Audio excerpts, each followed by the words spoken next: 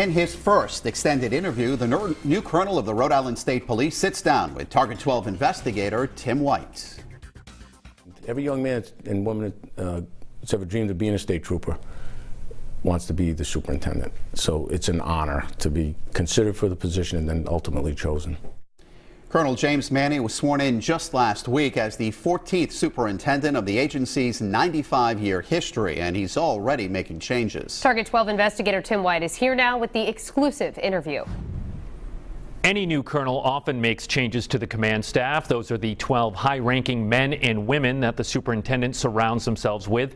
Colonel Manni tells me he's made changes to 7 of those positions already. When you made some changes, Colonel, do you think you hurt some feelings?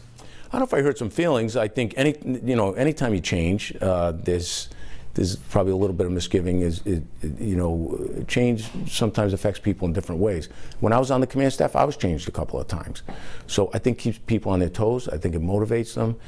But there's one standard: what is the best thing for the agency? Colonel James Manni began his career in law enforcement as an agent with the Secret Service. In 1990, he changed uniforms to the Rhode Island State Police. Do you find it's harder to recruit and retain troopers now than it was when you started?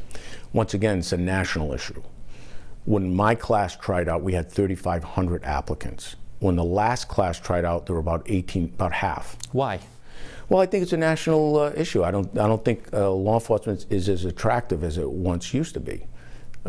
It's a cultural thing. There's been some perception issues over the past 10, 15 years.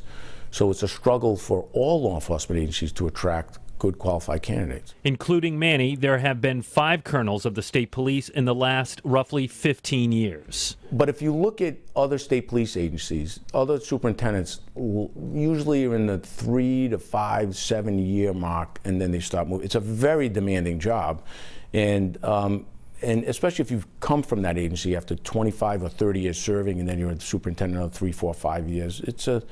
It's not unusual if you look at surrounding states, Connecticut and Massachusetts.